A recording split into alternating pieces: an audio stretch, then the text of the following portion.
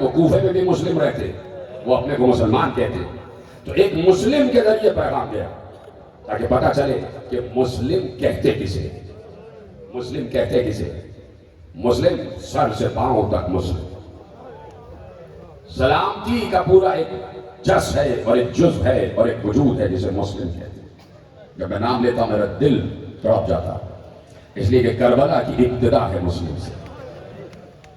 اجرکم اللہ، آپ بھائی کہتے ہیں، آپ کو یہ بات معلوم تو ہے، لیکن یقین کی منزل پر اس وقت آئیں گے کہ جب آخرت کی طرف سفر ہوگا اور کسی ملک کی آواز آئے گی، ملائکہ سے کہے گا کوئی ملک، یہ وہی ہے جو حسین کے مصائب پر ہائے کہتا ہے، دیکھو دیکھو یہ وہ عزادار جا رہا۔ ابھی بھی جب آپ جاتے ہیں گھروں کو تو ملائکہ ساتھ ساتھ ایک دوسرے سے کہتے ہیں، دیکھو آج یہ اتنا رو رہا تھا، آج یہ حسین کے مصائب پر اتنا گریہ کر رہا تھا۔ ملائکہ ہر چیز پر موکل ہے، تو غم حسین پر بھی موکل ہے۔ مسلم جاؤ دیکھ کے آؤ کیا حالات ہیں۔ 20,000 خطوط حسین کے پاس پہنچے، کن کے خطوط پہنچے میں کل بتا چکا کہ ہر خط میں یہ لکھا گیا تھا کہ آپ تشریف لائیے، ہمارا کوئی امام نہیں، تو ہمارے تو امام ہیں، سب کو پتا ہے 12 امام ہیں، تو اگر ہم میں سے کسی نے خط لکھا ہوتا تو وہ یہ نہ کہتا کہ ہمارا کوئی امام نہیں، اس کا مطلب ہے کسی اور نے خط لکھ کے بلایا کہ ہمارا کوئی امام نہیں ہے، آپ آئیے اور ہماری امامت کا فریضہ انجام دیجیے۔ مسلم دیکھ کے آؤ کیا معاملات ہیں۔ مکے میں تھے، کہا کہ خطوط آ گئے ہیں، مسلم جانے لگے، جاتے جاتے نہ معلوم کیا خیال آیا، 2 بچے لپٹ گئے، بابا ہمیں بھی ساتھ لے چلو، کہ اپنی اماں سے اجازت لے لو۔ ماں کیسے اجازت دیتی، لیکن چونکہ باپ کے ساتھ جا رہے، باپ جو شفقت کا مرقع ہوتا، ماں نے بادل ناخواستہ بچوں کو اجازت دے دی اور کہا میرے والی، میرے سرتاج، میرے بچوں کا خیال رکھیے، حضرکم اللہ۔ مسلم چلے گئے، بچے ساتھ ساتھ ہیں، کوفے پہنچ گئے۔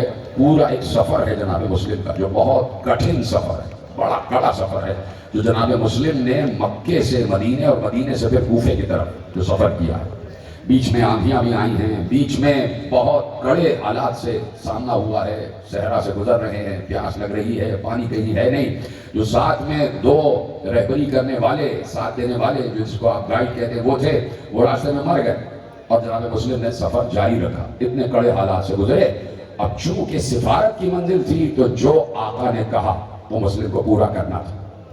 ان تمام حالات سے نبردآزما ہوتے ہوئے کوفے پہنچ گئے، اطلاع مل گئی کہ سفیر حسین آ گیا، حسین کا سفیر آ گیا۔ لوگ جمع ہو گئے، بیعت ہونے لگ گئی، 18,000 لوگوں نے بیعت کی۔ دیکھ رہے ہیں سب حسین کی آمد کا انتظار کر رہے ہیں، مسلم خوش ہو گئے۔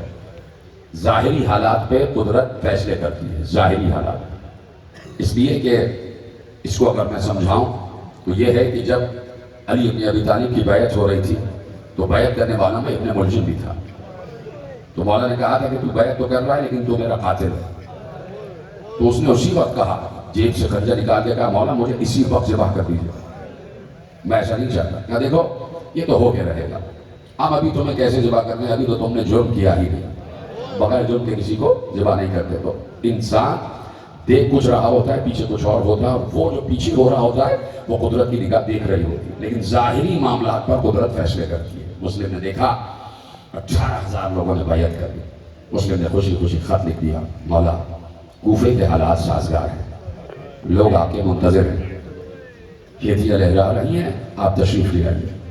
خط لے کے چلا گیا قاسم، اور یہاں پر یہ عالم کہ ابن زیاد ملعون داخل ہوا اور اس نے دارالامارہ پر قبضہ کیا، اور جیسے ہی حالات سنے کہ 18,000 لوگوں نے بیعت کر دی، اپنی فوج کو طلب کیا اور کہا جس نے بیعت کی ہے ان کی فہرست مجھے چاہیے، اگر یہ واپس بیعت نہیں توڑتے تو ان کے گھروں کو توڑو، ان کو قتل کرو، ان کو ذبح کرو، ان کی عورتوں کو قید کرو، اور اگر بیعت توڑ دیتے ہیں تو ان سے کہو گھروں میں رہنا، کوئی باہر نہ نکلے، تب امان ملے گی۔ آہستہ آہستہ سب تک پیغام پہنچا، دہشت پھیلتی گئی، وحشت پھیلتی گئی، ہراس پھیلتا گیا، اور وہ اتنا پھیلا کہ مسلم نے صبح کی نماز پڑھائی مسجد کوفہ میں، 18,000 لوگ پیچھے تھے، اور جیسے ہی شام ہوئی عشاء کی نماز پڑھائی، اب جو پیچھے مڑ کے دیکھا کوئی بھی مسلم کے پیچھے نہیں۔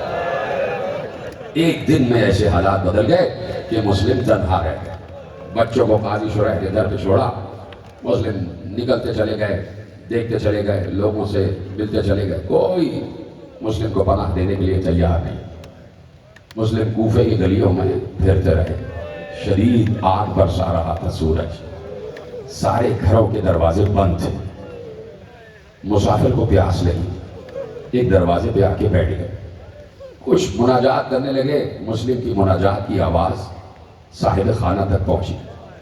صاحب خانہ اہل بیت کی چاہنے والی تھی، نام تھا طوع۔ جب باہر سے مناجات کی آواز سنی، طوع باہر آئی، دیکھا ایک مسافر بیٹھا ہوا ہے۔ کیا مسافر کیا چاہتے ہو؟ پورے کوفے میں ہراس پھیلا ہوا ہے، دہشت پھیلی ہوئی ہے، کیا چاہتے ہو؟ کہا مسافر ہو۔ کہا کیا چاہتے ہو؟ کہا ایک جام آب میسر آ گیا، پیاس لگ رہی ہے، پانی پلا سکتی ہو؟ اس نے کہا کیوں نہیں، اپنے آقا حسین کے نام پہ پانی پلاؤں گی۔ گھر میں گئی، ایک جام آب لے کے آئی، مسلم کے حوالے کیا، مسلم نے پانی پیا، مسلم نے پانی پی کے خدا کا شکر ادا کیا، جام آب واپس لیا، بیٹھ گئے۔ تو جانے لگی، محسوس کیا کہ مسافر یہاں سے گیا نہیں، پھر پلٹ کے آئے اور کہا مسافر یہاں سے جاؤ، کوفے کے حالات بہت خراب ہیں، بڑے خستہ حالات ہیں، چلے جاؤ، گھر چلے جاؤ، تمہارے بچے انتظار کر رہے ہوں گے، تمہاری زوجہ انتظار کر رہی ہوگی۔ مسلم نے سر جھکا کے کہا جس کا کوئی گھر ہو تو وہ گھر جائے، جس کے اہل و عیال ہو وہ گھر جائے۔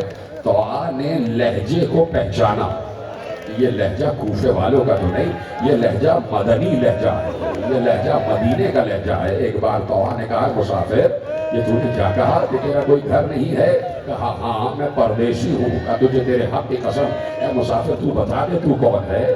تو مسلم نے کہا میں سفیر حسین مسلم ابن عقیل، میں آقا حسین کا سفیر مسلم ہوں۔ تو آقا قدموں پہ گر گئی، کہا آقا مجھ سے گستاخی ہو گئی، میں کھڑی رہی اور آپ باہر کھڑے رہے۔ آقا گھر میں تشریف لے آئیے، یہ گھر آپ ہی کے صدقے سے بنا ہے۔ مسلم آ گئے، کہا کچھ کھانا آپ کے خدمت میں پیش کروں؟ کہا نہیں، مجھے وضو کے لیے پانی چاہیے، مصلی بچھا دو۔ مسلم نے رات بھر عبادت کی، رات بھر عبادت کی۔ آ گیا وہ وقت کہ جب طوع کا داماد اور ایک لکھا ہے کہ بیٹا گھر میں آیا، اس نے دیکھا مسلم یہاں پر ہے، مخبری ہو گئی کہ مسلم طوع کے گھر میں ہے۔ جیسے ہی دارالامارہ میں اطلاع پہنچی کہ مسلم طوع کے گھر میں ہیں، صبح جیسی ہوئی، نماز فجر پڑھ کے مسلم نے سلام پھیرا، باہر سے تلواروں کی جھنکار کی آواز آ گئی۔ مسلم سمجھ گئے چاروں طرف سے گھیر لیا گیا ہے اور میرے قتل کا سامان ہو گیا ہے۔ مسلم باہر نکلنے لگے، ہاتھ میں تلوار لے کے باہر نکلنے لگے۔ طوع نے قدموں پہ ہاتھ رکھ دیا، آقا باہر نہیں جائیے گا، آپ کی جان کو خطرہ ہے۔ کہا نہیں، ہم یہاں رہ نہیں سکتے، اس لیے کہ ہم اگر یہاں رہ گئے تو تمہاری جان کو خطرہ ہو جائے گا۔ کہا آقا مجھے میری جان کی پرواہ نہیں ہے، خدا کے لیے باہر نہ جائیے گا، اگر آپ کے جسم پر ایک خراش بھی آ گئی تو میں فاطمہ زہرا کو محشر میں کیا جواب دوں گی، میں اپنی بیوی کو محشر میں کیا جواب دوں گی؟ مسلم نے کہا نہیں، ہم کبھی ایسا نہیں کرتے کہ کسی کے گھر پہ ہماری وجہ سے آفت آ جائے، خدا حافظ کہتے مسلم باہر آئے، تلوار چلنا شروع ہو گئی، ختم ہو گئی تقریر۔ مسلم نے کوفے کی گلیوں کو لاشوں سے پر کر دیا، مسلم قابو میں نہیں آ رہے تھے۔ کہا یہ بنی ہاشم کا جوان ہے، یہ ایسے قابو میں نہیں آئے گا۔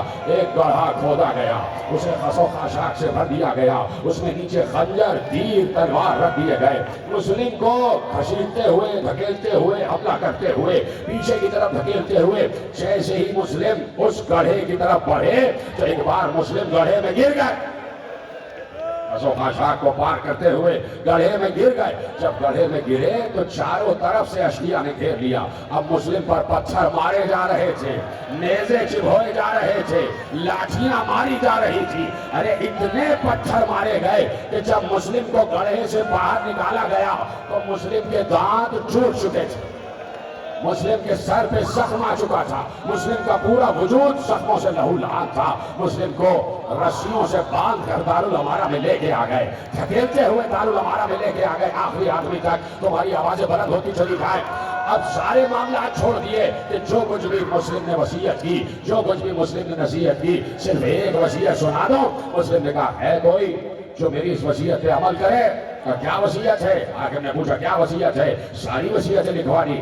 ایک آخری وصیت یہ ہے کہ میں نے آقا حسین کو خط لکھ دیا تھا کہ مولا کوفے آ جائیے، خدا کے لیے میری طرف سے آقا حسین کو خط لکھو کہ مسلم کی طرف سے آقا حسین کو خط ہے کہ مولا اب کوفے نہ آئیے گا، اب کوفے نہ آئیے گا۔ جملہ سنو گے تمہیں چادر زہرا کا واسطہ اتنی بلند ہائے ہونی چاہیے کہ آسمانوں تک تمہاری ہائے پہنچ جائے۔ مسلم نے کہا آقا اب کوفے نہ آئیے گا، اور اگر آنے کا ارادہ کر ہی لیا ہے تو زینب کو ساتھ نہ لائیے گا، تو اہل حرم کے ساتھ نہ لائیے گا۔ کوفے والے بیعت سے پھر گئے ہیں، لے گئے مسلم کو دارالامارہ کی چھت پہ لے گئے، مسلم کو بٹھایا گیا۔ جلاد کی تلوار چلا ہی چاہتی تھی کہ ایک بار مسلم نے کہا رک جا، ایک لمحے کے لیے رک جا۔ مسلم نے دارالامارہ کی چھت سے نیچے دیکھا، ہزاروں لوگ تھے جو گلیوں میں آ جا رہے تھے، بازار کھلے ہوئے تھے، لوگوں کی گودیوں میں بچے تھے، اپنے بچوں کو عید کی تیاری کروا رہے تھے، عید کی تیاری کروا رہے تھے۔ ہمیشہ امت نے آل پر یہی ظلم کیا، نہ بڑی عید منانے دی نہ چھوٹی عید منانے دی۔ ایک بار مسلم نے اوپر سے نیچے مخاطب ہو کے کہا اے اہل کوفہ، کل عید مناؤ گے، کل عید مناؤ گے، عید کی تیاریاں کر رہے ہو، تمہاری گودیوں میں چھوٹے چھوٹے بچے ہیں۔ وہیں سے بلند آواز سے کہا تمہاری گودیوں میں چھوٹے چھوٹے بچے ہیں، میں تم سے کہنا چاہتا ہوں میرے ساتھ بھی 2 بچے آئے تھے۔